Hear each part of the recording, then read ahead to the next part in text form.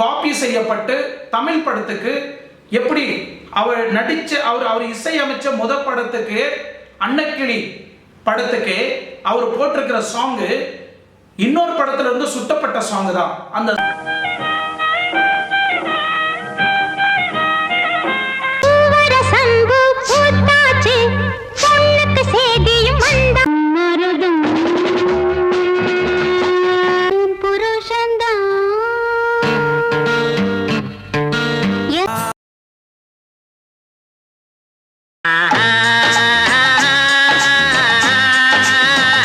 कसमें वादे प्यार वफा सब कनவு காணும் வாழ்க்கையாவும்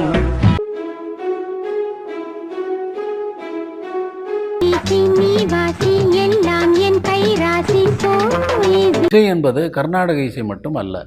இசை என்பது இந்துஸ்தானி மியூசிக் மட்டும் அல்ல. இசை என்பது வெஸ்டர்ன் கிளாசிக்கல் மியூசிக் மட்டும் அல்ல. இசை என்பது ஜாஸ் மியூசிக் மட்டும். வீக்னஸ், அதாவது ஒரு ஆண்மை இல்லாத தனமாக. Hi friends, welcome to red X media. இன்னைக்கு நம்ம எல்லாரும் இன்ட்ரெஸ்டிங்காக பார்க்கக்கூடிய ஒரு விஷயம் என்னன்னா, இளையராஜா இளையராஜா இளையராஜா இளையராஜா இளையராஜா இளையராஜா இளையராஜா. எங்கே பார்த்தாலும் இளையராஜா மாயமாக தான் இருக்கு.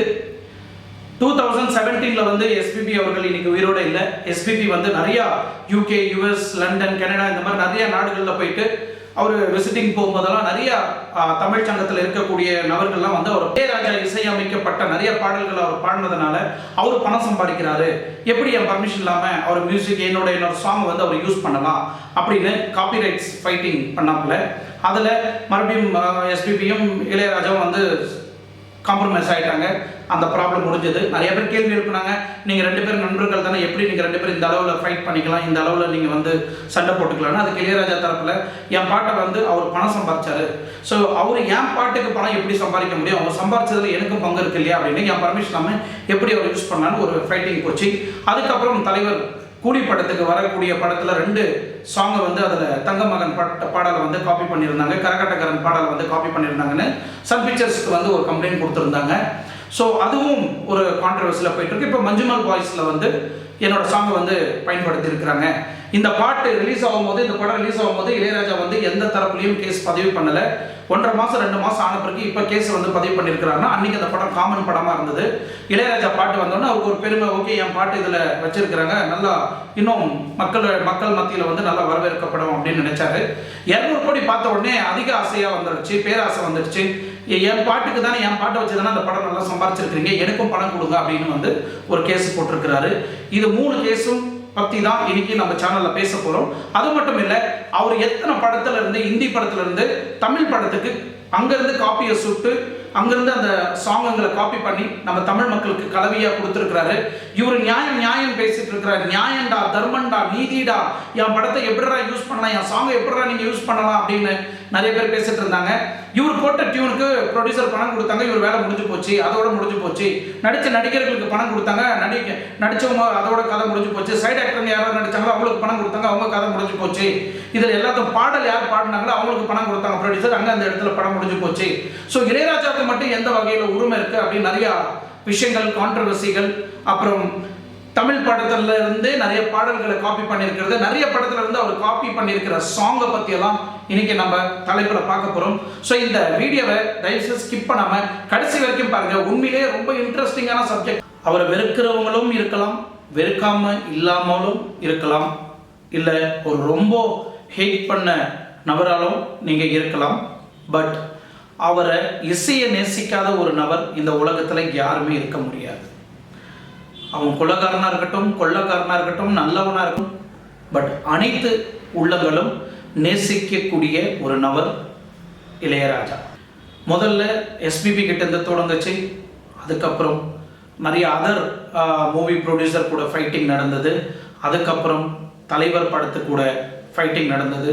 அதுக்கப்புறம் இப்போது லேட்டஸ்ட்டாக ரிலீஸ் ஆன மஞ்சுமல் பாய்ஸ் மலையாள படத்துக்கு காப்பிரைட்ஸ் இஷ்யூ வந்திருக்கு. இவர் என்ன எல்லாருக்கிட்டையும் இந்த மாதிரி வம்பெடுத்துட்டு இருக்கிறாரு, இவருக்கு என்ன பைத்தியம் கீத்தியம் பிடிச்சிருக்கா, இவருக்கு யார் கொடுத்தாங்க இந்த சம உரிமை, இவருக்கு எப்படி இந்த ரைட்ஸ் கொடுத்தாங்க. இருந்தாலும் எல்லா சேனல்லையும் ஒரு கருத்தை பதிவிடுறாங்க. ஆனால் என்னோட சார்பாக நியாயமான கருத்தை நான் பதிவிடணும்னு ஆசைப்பட்டேன். இளையராஜா எஸ்பிபி அப்படின்னு ஒரு ஃபைட்டிங் போயிட்டு இருந்தது. அதுக்கப்புறம் ரஜினிகாந்த் இளையராஜா ஃபைட்டிங் அப்படின்னு போயிட்டு இருந்தது. அதுக்கப்புறம் மஞ்சுமல் பாய்ஸ் இளையராஜா அப்படின்னு இப்போ ஃபைட்டிங் போயிட்டு இருக்கு. இது என்ன காப்பிரைட்ஸ்னு எப்போ பார்த்தாலும் இளையராஜா வந்து காப்பிரைட்ஸ்னு இஷ்யூ பண்ணிட்டு இருக்கிறாரு, ப்ராப்ளம் பண்ணிட்டு இருக்கிறாரு, கான்ட்ரவர்சி பண்ணிட்டு இருக்கிறாரு, வயசாயிடுச்சு அவருக்கு என்ன பித்து பிடிச்சி போச்சு அப்படின்னு நிறைய பேர் வந்து கேள்வி எழுப்பியிருந்தாங்க. ஸோ அதுக்கு இன்னைக்கு விளக்கத்தை நான் கொடுக்க விரும்புகிறேன். உண்மையிலே இவருக்கு காப்பிரைட்ஸ் அதிகாரம் இருக்கா இல்லையா? இவர் ஆல்ரெடி பணத்தை வாங்கிட்டு தானே அந்த மியூசிக்கை போட்டிருப்பாரு, இவருக்கு யார் ரைட்ஸ் கொடுத்தாங்க அப்படின்னு கேட்கறதுக்கும் கேள்வி இருக்கு. அதுக்கும் நான் பதில் சொல்கிறேன். ஸோ 2017 எஸ்பிபி வந்து நிறைய அவுட் ஆஃப் கண்ட்ரி வந்து ட்ராவல் பண்ண வேண்டிய ஒரு சூழ்நிலை. ஸோ உங்களுக்கு எல்லாருக்கும் தெரியும், எஸ்பிபி எங்கே போனாலும் அந்த ஊருக்கு அவர் அந்த ஊரில் அந்த கண்ட்ரியில் இருக்கிறாருன்னா அங்கே இருக்கக்கூடிய தமிழ்ச்சங்கம் ஈவெண்ட்ஸ் வந்து உடனே அங்கே ப்ரோக்ராம் பண்ணுவாங்க. அந்த மாதிரி செய்யப்பட்ட ஒரு ப்ரோக்ராமில் லாஸ்ட் 2017 இயர்ஸில் இளையராஜா வந்து எஸ்பிபி வந்து ஒரு அழகான இளையராஜாவோட சாங்கை வந்து அவர் பாடியிருப்பார். உடனே இந்த பாட்டு கேட்ட உடனே இளையராஜா வந்து எஸ்பிபி வந்து ஒரு நோட்டீஸ் அனுப்புகிறாரு. என்னோட பாட்டு என்னோட பர்மிஷன் இல்லாமல் நீங்கள் எப்படி ஒரு பொது மேடையில் நீங்கள் வந்து பாடலாம் அப்படின்னு. அட் சேம் டைம் நிறைய பேர் கொஸ்டின் கேட்டது என்னன்னா, அன்னைக்கு காலகட்டத்தில் அந்த மாதிரி ஒரு நோட்டீஸ் இஷ்யூ பண்ண உடனே இளையராஜாவுக்கு வந்து அந்த அளவுக்கு எதிர்ப்பு தெரிவித்தாங்க பொதுமக்கள். எஸ்பிபிக்கு அந்த அளவுக்கு ஆதரவு இருந்தது. ஒரு பக்கம் வந்து எஸ்பிபியும் இளையராஜாவும் நல்ல நண்பர்கள் தானே, நீங்கள் எப்படி அவருக்கு வந்து நோட்டீஸ் அனுப்பலாம், அவர் உங்கள் நண்பர் தானே அப்படின்னு சொல்லும்போது, 1000 தான் நண்பராக இருந்தாலும் அதே நண்பர் வந்து அந்த பாட்டை பாடும்போது பணம் வாங்காமல் பாடியிருக்கலாமே, எதுக்கு பணம் வாங்கி பாடணும்? அப்போ என்னோட பாட்டு நான் போட்ட லிரிக்ஸுக்கு அவர் வந்து பணம் வாங்கும் போது அப்போ எனக்கு உரிமை இருக்குல்ல, நான் காப்பி ரைட்ஸ் போட்டு என்னோட சாங் எப்படி என் பர்மிஷன் இல்லாமல் என்கிட்ட பர்மிஷன் வாங்காமல் எனக்கு காம்பன்சேஷன் கொடுக்காம எப்படி நீங்கள் அந்த பாடலை வந்து நீங்கள் பொது மேடையில் பாடலாம் அப்படின்னு ஒரு கேஸ் போட்டாங்க. அதுக்கப்புறம் வந்து இளையராஜாவும் எஸ்பிபியும் வந்து காம்ப்ரமைஸ் ஆகிட்டாங்க. அதுக்கப்புறம் ரஜினியோட படம் வந்து ரிலீஸ் ஆனது, கூலி படம். உங்களுக்கு எல்லாருக்கும் தெரியும், கூலி படத்தில் வந்து ஒரு சின்ன லிரிக்ஸ் மாதிரி ஒரு பிஜிஎம் ஒன்று போகும் இளையராஜாவோடது. 2 பிஜிஎம் அதில் வந்திருக்கும். ஒன்று வந்து கரகாட்டக்காரந்து வந்திருக்கும், இன்னொன்று வந்து தங்க மகன். இப்போ வந்து இவர் தனுஷ் தங்க மகனில் ரஜினிகாந்த் படம் பழைய படம் வந்து தங்க மகன் வந்து அந்த சாங் வந்து இந்த இந்த பாட்டை பாடினா எனக்கும் இளையராஜா காப்பி ரைட்ஸ் போட்டுருவாரு. போட முடியாது, பட் இருந்தாலும் சொல்கிறேன். ஸோ இந்த தங்க மகனில் வந்து அந்த சாங்கை வந்து அவர் வந்து டைரக்டருங்க வந்து அது அனிருத் மியூசிக் அமைக்கப்பட்ட அந்த டியூனை வந்து இளையராஜா வந்து உடனே சன் பிக்சர்ஸ்க்கு வந்து ஒரு நோட்டீஸ் அனுப்புகிறாரு. இந்த படம் வந்து இந்த சாங் வந்து என்னோட பர்மிஷன் இல்லாமல் வந்து நீங்கள் எப்படி ட்ரைலர் வெளியிடலாம், உடனே அந்த சாங்கை வந்து நீக்கிட்டு நீங்கள் உங்கள் ட்ரைலரை நீங்கள் போட்டுக்குங்க, என்னோட சாங்கை நீங்கள் லிரிக்ஸ் அதில் யூஸ் பண்ணிங்கன்னா கண்டிப்பாக நான் வந்து கேஸ் போடுவேன்னு இங்கே ஒரு பிரச்சனையை முன் வைக்கிறாரு. மூணாவதாக வந்து பார்த்தீங்கன்னா கேரளாவில் எடுத்த படம் மஞ்சுமல் பாய்ஸ். ஸோ அந்த படத்தை வந்து திரையிடப்பட்டது. ஸ்டார்டிங்கில் வந்து நிறையா லிரிக்ஸ் வந்தது, சாங்கும் வந்தது, பிஜிஎம்மும் வந்தது அதில். ஸோ அந்த படம் மியூசிக் அந்த நம்பர் சீன் ஸ்டார்ட் ஆகும் போதே அந்த சாங்கோட தான் அந்த நம்பர் சீன் எல்லாம் போகும். அதுக்கப்புறம் அந்த பிஜிஎம் சில இடத்துல யூஸ் பண்ணப்படும். அதுக்கப்புறம் கிளைமேக்ஸ்லேயே அந்த சாங்கை வந்து யூஸ் பண்ணப்படும். அந்த படம் ரிலீஸ் ஆகி கிட்டத்தட்ட இப்போ ஒரு மாதமோ 1.5 மாதமோ ஆகுது. இத்தனை நாளாக காப்பி ரைட்ஸ் போடாதவர், இத்தனை நாளாக அந்த கிளைமிங் பண்ணாதவர் உடனே இப்போ இளையராஜா அந்த ப்ரொடியூசருக்கு வந்து நோட்டீஸ் அமைச்சிருக்கிறாரு. என்னன்னு, இந்த பாடல் இந்த பிஜிஎம் வந்து என்னோட பர்மிஷன் இல்லாமல் நீங்கள் எப்படி டியூன் போடலாம், நீங்கள் எப்படி உங்கள் படத்தில் யூஸ் பண்ணலாம் அப்படின்னு உடனே அந்த டைரக்டர் அந்த ப்ரொடியூசர்லாம் வந்து அந்த அளவுக்கு வந்து டென்ஷன் ஆகி கேரளாவில் இருக்கக்கூடிய நிறைய ப்ரொடியூசர்ஸ் நிறைய ஹீரோங்க வந்து இளையராஜா மேலே அந்த அளவுக்கு எதிர்ப்பு தெரிவிச்சிட்டு இருக்கிறாங்க. காரணம் என்னன்னா, ஸோ மஞ்சுமல் பாய்ஸ் வந்து அவங்க என்ன சொல்ல வராங்கன்னா, கிட்டத்தட்ட 200 கோடி வசூல் ஆயிருக்கு. ஸோ இந்த அளவுக்கு அவங்க படத்தை வந்து ப்ரொடியூஸ் பண்ணும்போது, டைரக்ஷன் பண்ணும்போது, கதை எழுதும் போது, லிரிக்ஸ் போடும்போது, ஹீரோ ஆகட்டும் இல்லை ப்ரொடியூசர் ஆகட்டும் எல்லாருமே டிஸ்கஷன் பண்ணும்போது இளையராஜா சாங் அங்கே வரும்போது பிரச்சனை ஏதாவது வருமா அப்படின்னு ஒரு வாட்டி யோசித்து முடிவெடுத்து தான் அந்த படத்தில் அந்த பாட்டை வச்சுருப்பாங்க, ரிலீஸ் பண்ணியிருப்பாங்க. பட் ஓவராலாக என்ன சொல்ல வரீங்கன்னா, அவங்களுக்கு கேஸ் போட்ட அடுத்த செகண்ட் என்ன ஆயிருக்குன்னா, ப்ரொடியூசர் என்ன சொல்கிறாரு, டைரக்டர் என்ன சொல்கிறாங்கன்னா, பர்மிஷன் வாங்கிட்டோம், அவங்களுக்கு உண்டான காம்பன்சேஷன்லாம் கொடுத்து தான் அவங்க பர்மிஷனோட தான் நாங்கள் இந்த பாட்டை வந்து யூஸ் பண்ணியிருக்கிறோம் அப்படின்னு சொல்கிறாங்க. பொதுமக்கள் கேள்வி வைக்கக்கூடிய ஒரு விஷயம் என்னன்னா, ஏஆர் ரஹ்மான் மியூசிக் பண்ணலையா, அனிருத் மியூசிக் பண்ணலையா, இமான் மியூசிக் பண்ணலையா, யுவன் சங்கர் ராஜா மியூசிக் பண்ணலையா, தேவா மியூசிக் பண்ணலையா, இவங்களுக்கு எல்லாருக்கும் இல்லாத பிரச்சனை இளையராஜாவுக்கு மட்டும் ஏன் வருது, எதனால இந்த பிரச்சனை வருது அப்படின்னு நீங்கள் முன்னாடி பார்த்துருக்கலாம். இளையராஜாவோட பிரதர் கங்கை அமரன் கூட ஒரு வீடியோவில் திட்டியிருப்பார், ஏன்னா இந்த மாதிரி பணம் பணம் பணம் அலையிறீங்க, உங்களுக்கு என்ன பணம் தான் வேணுமா நான் கொடுக்குறேன் அப்படின்னு அவரும் திட்டி ஒரு வீடியோ போட்டிருப்பாரு ஒரு சோஷியல் மீடியாவில். ஸோ ஒரு அசோசியேஷன் இருந்தது இந்தியாவில், அதுவும் தமிழ்நாட்டில், அதுவும் மியூசிக் அசோசியேஷன்.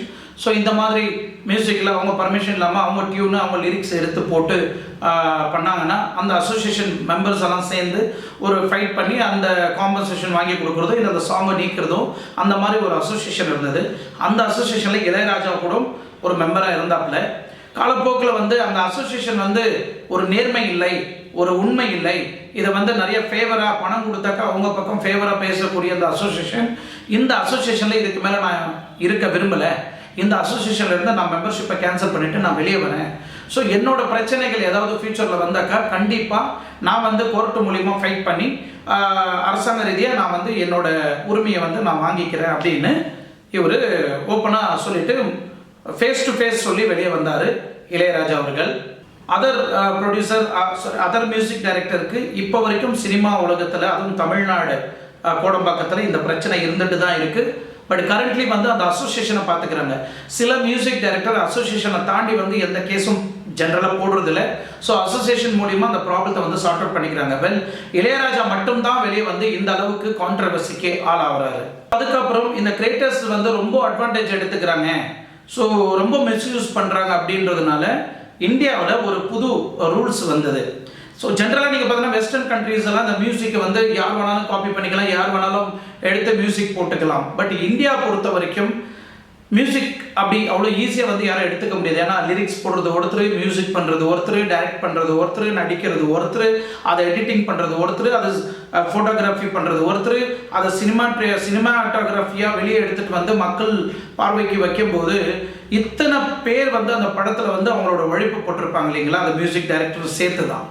ஸோ இதில் இத்தனை பேர் போட்டிருக்கிற அந்த உழைப்புக்கு படம் ப்ரொடியூஸ் பண்ணி கொடுக்குறாங்க, மியூசிக் டைரக்டர் மியூசிக் பண்ணி கொடுத்தா அதுக்கு பணம் கொடுத்துட்றாங்க. ஸோ அங்கே அவங்க மியூசிக் டைரக்டரோட வேலை முடிஞ்சிடுது. பட் ஜென்ரலாக பார்த்தீங்கன்னா வந்து நீங்கள் உங்கள் படத்தில் யூஸ் பண்ணக்கூடாது அப்படின்னு ஃபேஸ் டு ஃபேஸ் சொன்ன நீங்கள் எல்லாரும் பார்த்துருப்பீங்க. ஏஆர் ரஹ்மான் மியூசிக் பண்ணலையா, அனிருத் மியூசிக் பண்ணலையா, இமான் மியூசிக் பண்ணலையா, யுவன் சங்கர் ராஜா மியூசிக் பண்ணலையா, தேவா மியூசிக் பண்ணலையா, இவங்களுக்கு எல்லாருக்கும் இல்லாத பிரச்சனை இளையராஜாவுக்கு மட்டும் ஏன் வருது, எதனால இந்த பிரச்சனை வருது அப்படின்னு நீங்கள். ஸோ அதுக்கப்புறம் இந்த கிரியேட்டர்ஸ் வந்து ரொம்ப அட்வான்டேஜ் எடுத்துக்கிறாங்க, ஸோ ரொம்ப மிஸ்யூஸ் பண்ணுறாங்க அப்படின்றதுனால இந்தியாவில் ஒரு புது ரூல்ஸ் வந்தது. ஸோ ஜென்ரலாக நீங்கள் பார்த்தீங்கன்னா வெஸ்டர்ன் கண்ட்ரீஸ் எல்லாம் இந்த மியூசிக்கை வந்து யார் வேணாலும் காப்பி பண்ணிக்கலாம், யார் வேணாலும் எடுத்து மியூசிக் போட்டுக்கலாம். பட் இந்தியா பொறுத்த வரைக்கும் மியூசிக் அப்படி அவ்வளோ ஈஸியாக வந்து யாரும் எடுத்துக்க முடியாது. ஏன்னா லிரிக்ஸ் போடுறது ஒருத்தர், மியூசிக் பண்ணுறது ஒருத்தர், டைரக்ட் பண்ணுறது ஒருத்தர், நடிக்கிறது ஒருத்தர், அதை எடிட்டிங் பண்ணுறது ஒருத்தர், அது ஃபோட்டோகிராஃபி பண்ணுறது ஒருத்தர், அதை சினிமாட்டோகிராஃபியாக வெளியே எடுத்துகிட்டு வந்து மக்கள் பார்வைக்கு வைக்கும்போது இத்தனை பேர் வந்து அந்த படத்தில் வந்து அவங்களோட உழைப்பு போட்டிருப்பாங்க இல்லைங்களா, அந்த மியூசிக் டைரக்டர் சேர்த்து தான். ஸோ இதில் இத்தனை பேர் போட்டிருக்கிற அந்த உழைப்புக்கு படம் ப்ரொடியூஸ் பண்ணி கொடுக்குறாங்க, மியூசிக் டைரக்டர் மியூசிக் பண்ணி கொடுத்தா அதுக்கு பணம் கொடுத்துட்றாங்க. ஸோ அங்கே அவங்க மியூசிக் டைரக்டரோட வேலை முடிஞ்சிடுது. பட் ஜென்ரலாக பார்த்தீங்கன்னா காப்பிரைட்ஸ் இஷ்யூ வந்த உடனே உங்களுக்கு தெரியுமா தெரியாதான்னு எனக்கு தெரியாது, 1957 காப்பிரைட்ஸ் ஆக்ட் வந்து அமெண்ட் பண்ணப்பட்டிருக்கு. பட் 2012 அப்புறம் நிறைய சேஞ்சஸோட இந்த காப்பிரைட்ஸோட ரூல்ஸ் அண்ட் ரெகுலேஷன்ஸ் வந்து மாற்றப்பட்டிருக்கு. காரணம் என்னன்னா, முன்ன இருந்த ஒரு காப்பிரைட்ஸ் இஷ்யூ அந்த அளவுக்கு பிரபலமாக பேசப்படலாம். இப்போ வந்து யார் வேணாலும் அந்த சாங் எடுத்து பாடலாம், யார் வேணாலும் யூடியூப் வலைத்தளத்தில் இடலாம், யார் வேணாலும் சோஷியல் மீடியாவில் அந்த பர்டிகுலர் சாங் எடுத்து போட்டு பணம் சம்பாதிக்கிறவங்க நிறைய பேர் இருக்கிறாங்க. இப்போது இளையராஜா பாட்டு எழுதி இசையமைச்சு அந்த பாட்டுக்கு அவருக்கு வரக்கூடிய அந்த காம்பன்சேஷன் வந்து இப்போ உலகத்தில் இருக்கிறவங்க எல்லாருமே அது எல்லா இடத்துலையும் போட்டு பணம் சம்பாதிக்கிறது அது எந்த விதத்தில் நியாயம் அப்படின்னு புது காப்பிரைட்ஸை வந்து இவர் அந்த 2012 அமெண்ட் பண்ணப்பட்ட அந்த காப்பிரைட்ஸை வந்து இளையராஜா சூப்பராக கையாண்டு இருப்பார். The 2012 Copyrights Act has been enacted by government. bringing changes Act of 2012 copyrights changes from 1957. 1957ல இருந்த காப்பிரைட்ஸ் ஆக்ட் வந்து 2012ல according to the current situationக்கு தகுந்த மாதிரி மாத்தி இருக்காங்க. The amendment changed as per Indian law internet creators. So ஜெனரலா வந்து இந்த இன்டர்நெட்டுக்கு ஏத்த மாதிரி நாங்க அப்ளிகேட் பண்ணி இந்த காப்பிரைட்ஸை வந்து இன்னும் கன்வீனியன்ட்டா கொடுத்துட்டு இருக்கிறோம். ஸோ கிரியேட்டர்ஸ் யார் யூஸ் பண்ணாலும் அவங்களுக்கு வந்து ஒரு பாதுகாப்பாக இருக்கிறதுக்காகவே இந்த சேஞ்சஸை நாங்கள் பண்ணியிருக்கிறேன்னு இந்தியன் கவர்மெண்ட் வந்து சேஞ்சஸ் எடுத்துகிட்டு வந்திருக்கிறாங்க. ஸோ இந்த சேஞ்சஸ் எல்லாம் ஆன பிறகு, இந்த காப்பிரைட்ஸ் எல்லாம் வந்த பிறகு, ஒரு ப்ரொடியூசர் வந்து மியூசிக் டைரக்டர் கிட்ட பணம் கொடுத்து ஒரு சாங்கை கம்போஸ் பண்ணி வாங்கிக்கிறார். பணம் கொடுக்குறாரு, இளையராஜா பணம் வாங்கிக்கிறாரு, அங்கே அந்த மேட்டர் அதோட முடிஞ்சு போயிடுது. பட் அது முடியாமல் இப்போ புது சேஞ்சஸில் என்ன எடுத்துகிட்டு வந்திருக்கிறாங்கன்னா, என்னதான் பணம் கொடுத்து அந்த சாங்கை பண்ணி அவங்க ப்ரொடியூசர் அந்த படத்தை வாங்கிக்கினாலும் அந்த சாங்கோட மாடல் காப்பிரைட்ஸை வந்து அந்த மியூசிக் டைரக்டர் கையில் தான் ஹோல்டு பண்ணி வைக்கிறாரு. Only for BGM and song. So இதை யார் யூஸ் பண்ணாலும் இளையராஜாவுக்கு வந்து 100% ரைட்ஸ் இருக்குது. இதை வந்து ஹோல்டு பண்ணுறதுக்கும் காம்பன்சேஷன் கேட்கறதுக்கும் கேஸ் போடுறதுக்கும் இளையராஜாவுக்கு பவர் இருக்கு. ஸோ இந்த மஞ்சுமல் பாய்ஸில் இஷ்யூ என்னன்னா, அங்கே வந்து ப்ரொடியூசர் கிட்ட நாங்கள் பர்மிஷன் வாங்கி தான் நாங்கள் இந்த சாங்கை வந்து எங்கள் படத்தில் யூட்டிலைஸ் பண்ணிக்கணும் அப்படின்னு ப்ரொடியூசருக்கு கொடுக்க வேண்டிய காம்பன்சேஷனை வந்து நான் கொடுத்துருக்கிறேன் அப்படின்னு வந்து மஞ்சுமல் பாய்ஸ் டைரக்டர் குழு வந்து சொல்கிறாங்க. பட் இளையராஜா என்ன சொல்ல வர்றாருன்னா, நீங்கள் என்ன தான் ப்ரொடியூசர் கிட்ட பர்மிஷன் வாங்கியிருந்தாலும் சாங்குக்காக என்கிட்ட பர்மிஷன் வாங்கியிருக்கணும், எனக்கு கொடுக்க வேண்டிய காம்பன்சேஷனை கொடுத்து நீங்கள் அந்த சாங்கை வந்து அந்த படத்தில் யூஸ் பண்ணியிருக்கணும் அப்படின்னு இப்போ இளையராஜா வந்து அவரோட வாதத்தை முன்ன வைக்கிறார். ஸோ ஜென்ரலாக வந்து கிரியேட்டர்ஸ் யார் அதை அந்த சாங்கை அந்த சாங்கை வந்து மியூசிக் டைரக்ட் பண்ணாங்களோ, அந்த மியூசிக் போட்டாங்களோ, அவங்கக்கிட்ட மாடல் ரைட்ஸ் இருக்கும். பட் அஃப்கோர்ஸ் ப்ரொடியூசர்கிட்டையும் கொஞ்சம் ரைட்ஸ் இருக்கும்.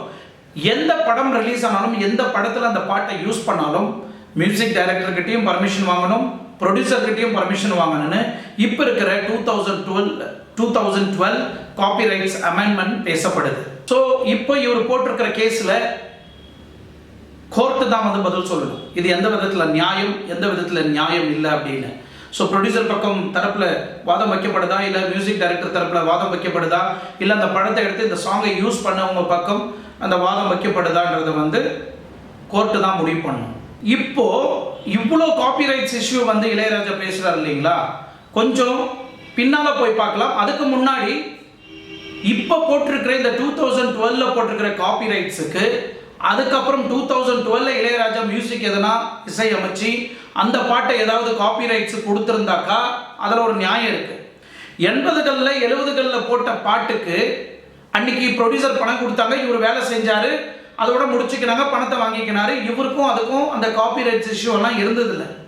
ஆனால் 70 80களில் போட்ட 90ஸ்ல போட்ட சாங்குக்கு 2012 போட்ட கவர்மெண்ட் அமெண்ட் ரூல்ஸுக்கு இப்போ வந்து காப்பிரைட்ஸ் கிளைம் பண்ணாக்கா இது எந்த விதத்தில் நியாயம்னு பொதுமக்கள் பார்வையிலையும் ஒரு விஷயம் இருக்கு.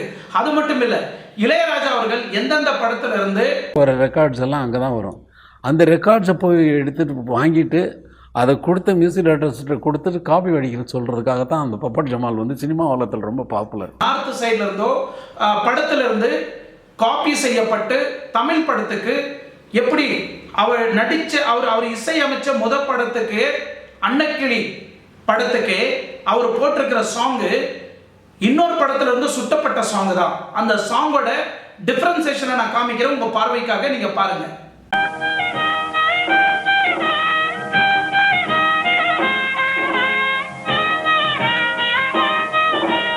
அப்படியே அன்னக்கிளியில வந்த சாங்கு இந்த டியூனையும்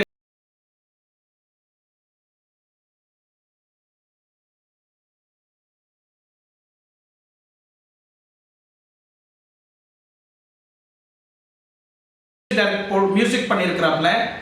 நான் என்ன கேட்குறேன்னா, இவருக்கு காப்பிரைட்ஸ் போகிறதுக்கு உரிமை இருக்கு.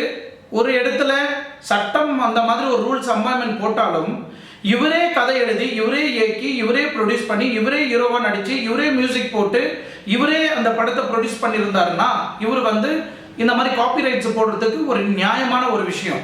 பட் இசை என்பது கர்நாடக இசை மட்டும் அல்ல. இசை என்பது இந்துஸ்தானி மியூசிக் மட்டுமல்ல.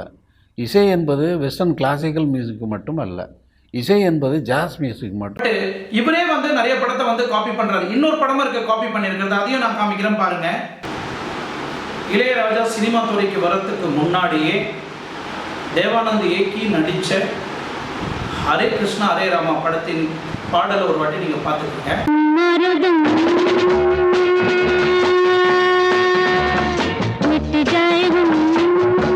இப்போ இந்த பாட்டை ஒரு வாட்டி நீங்க பார்த்துக்குங்க. இது ரெண்டு லிரிக்ஸும் ஒரே மாதிரியே தான் இருக்கும். இவர் படத்துக்கு வரதுக்கு முன்னாடியே அந்த படம் ரிலீஸ் ஆயிருக்கு. அந்த படத்தை பார்த்து அப்படியே காப்பி அடிச்சு தான் இங்க நம்ம தமிழ் மக்களுக்கு இளையராஜா கொடுத்தார். எனக்கு மட்டும்தான். இப்போ என்னோட கேள்வி என்னன்னா, இப்போ இந்த அளவுக்கு இவர் காப்பிரைட்ஸு பேசுறாரு, ரூல்ஸை பத்தி பேசுறாரு, இவரே இந்த மாதிரி மிஸ்யூஸ் பண்ணி பொதுமக்கள், அதுவும் தமிழ்நாட்டு மக்களை இந்தியிலிருந்து சுட்டப்பட்ட பாடல்களை நிறைய பாடல் வந்து நம்ம தமிழ்ல தெரியாம கலவைகளை கலந்து கொடுத்துருப்பாரு. ஃபஸ்ட்டு டியூன்லேருந்து அந்த தேர்ட் லைன் எடுத்துக்கோ, அதை ஃபஸ்ட் லைனாக வச்சுட்டு ஃபோர்த் டியூன்லேருந்து செகண்ட் லைன் எடுத்து செகண்ட் லைனாக வச்சுக்கோ, இதிலேருந்து அதை மட்டும் இப்படி உடனே பாடுவேன். எனக்கு ஒரு கேள்வி. இப்போ இவர் ப்ரொடியூசர் கிட்ட பணம் வாங்கி மியூசிக் போட்டார், பணம் வாங்கிட்டாரு, மியூசிக் போட்டு கொடுத்துட்டாரு. அப்போது இளையராஜா கூட பாட்டு பாடினாங்க இல்லைங்களா, இவர் மியூசிக் போட்டால் மட்டும் அந்த மியூசிக் உயிர் வந்துடாது. அது யார் பாடுறாங்களோ அந்த மியூசிக்கும் அதுவும் கலந்து தான் ஒரு நல்ல கலவையாக வந்து மக்களுக்கு வந்து சேரும். இப்போ அந்த பாட்டு பாடினவங்க இப்போ இந்த பாட்டை வந்து நீங்கள் வேறு படத்தில் யூஸ் பண்ணியிருக்கிறீங்க, நீங்கள் அங்கே வாங்குகிற பணத்தில் எங்களுக்கும் பாதி கொடுங்க அப்படின்னு சிங்கர்ஸ் எல்லாருமே போய் நின்னாங்கன்னா அது எந்த விதத்தில் நியாயம் அப்படின்னு நீங்கள் நினச்சி பாருங்க. வீக்னஸ், அதாவது வந்து ஒரு ஆண்மை இல்லாத தனமாக. இங்கிலாண்டில் 1921 வந்த ஒரு பாடல். அந்த பாட்டு ஒரு ராக் சாங் பேண்ட் பாடலாக இருக்கும். அந்த பாடலை வந்து எந்த வகையில் இருக்கும் அப்படின்றத கேட்டுக்கீங்க. இந்த பாட்டுக்கு அப்புறம் தமிழில் இசையமைச்சு அந்த சாங் அப்படியே காப்பி பண்ணி கொடுத்தாருங்க.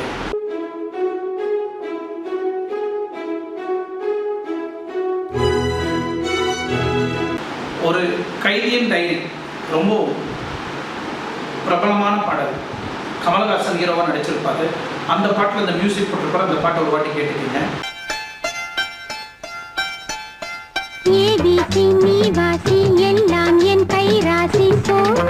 இந்த பாடல் வெளிவரத்துக்கு முன்னாடியே மியூசிக் ஜாம்பவான் ஆகிய அவங்க குழுவுக்கு போட்ட ஜார்ஜ் டைரக்ஷன் பண்ண இந்த சாங்கை ஒரு வாட்டி கேட்டுக்கீங்க.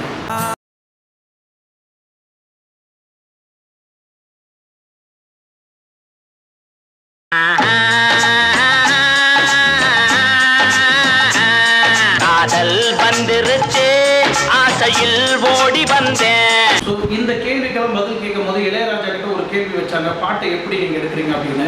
நான் அழகா எங்கெங்க எப்படி சுடுறேன், சுட்டு இப்படி தான் நான் அந்த சினிமா உலகத்துக்கு கொடுக்குறேன் அப்படின்னு அவரே ஒரு பேட்டியில் சொல்லியிருப்பாரு. அந்த பேட்டி ஒரு ரெக்கார்ட்ஸ் எல்லாம் அங்கே தான் வரும்.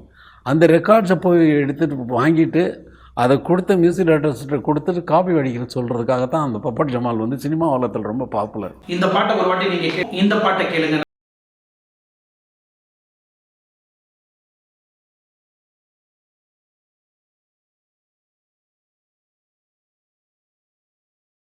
இளையராஜா அவரே இந்த அளவுக்கு இத்தனை படத்தை வந்து காப்பி பண்ணி மக்கள்கிட்ட கொடுத்துருக்கிறாரு. அப்போ இந்த மியூசிக் டைரக்டர்லாம் சேர்ந்து இளையராஜா மேல கேஸ் போட்டாக்கா என்ன நடக்குன்றத கொஞ்சம் நினைச்சு பாருங்க. ஒரு திருடனே வந்து திருட்டை வந்து நியாயப்படுத்தி பேசுறது, அவன் திருடனா நான் திருடன் இல்லை நான் யோகியன் அப்படின்னு பேசுறது எந்த வகையில் நியாயம் அப்படின்றது வந்து எனக்கு தெரியல. பட் என்னதான் நம்ம ஒரு ரூல்ஸை போட்டு என்னதான் ஒரு இப்போ இன்னைக்கு 2012 இந்த அமெண்ட்மெண்ட் எடுத்து வந்தாங்க, காப்பிரைட்ஸ் ரூல்ஸ் எடுத்துட்டு வந்தாங்க இல்லைங்களா. இதே கேஸை வந்து ஏன் அரசாங்கம் வந்து இளையராஜாவுக்கு எதிர்ப்பாக வந்து இத்தனை படத்துக்கும் காப்பிரைட்ஸ் பண்ணியிருக்கிற காப்பியை திருடி அந்த ஹிந்தியில் வந்த சாங்குங்களை திருடி தமிழில் வந்து யாருக்கும் தெரியாமல் கொடுத்துருக்குறாருன்றது இத்தனை காலமாக யாருக்குமே தெரியறதுக்கு வாய்ப்பு இல்லை. ஆனால் இன்னைக்கு என்னோட சேனல் மூலிமா உங்களுக்கு இத்தனை பாட்டை வந்து இளையராஜா வந்து சுட்டுருக்கிறாருன்றது வந்து உங்களுக்கு நான் தெளிவாக என்னோட சேனலில் போட்டிருப்பேன்னு நம்புகிறேன். ஸோ இத்தனை கேள்விகள் நான் முன்ன வச்சிருக்கிறேன். கண்டிப்பாக ஒரு தரப்பில் இளையராஜாவுக்கு ரைட்ஸ் இருக்குன்னு இருக்குது, இன்னொரு தரப்பில் இளையராஜா காப்பி ரைட்ஸை வந்து அவரே திருடி போட்டிருக்கிறாருன்றதும் இருக்குது. இப்போ நீங்கள் பார்த்த வரைக்கும் இதில் எது நியாயம் எது சரின்றது நீங்கள் தான் உங்களோட கமெண்ட்டில் எனக்கு தெரிவிக்கணும். ஸோ இன்னும் இதை சார்ந்து இளையராஜாவை பற்றி நான் உங்களுக்கு என்னோட சேனலில் டீட்டெயிலாக உங்களுக்கு கொடுக்குறேன். மீண்டும் உங்களை சந்திக்கும் வரை ஆர்கே சைனிங் ஆஃப். தேங்க்யூ.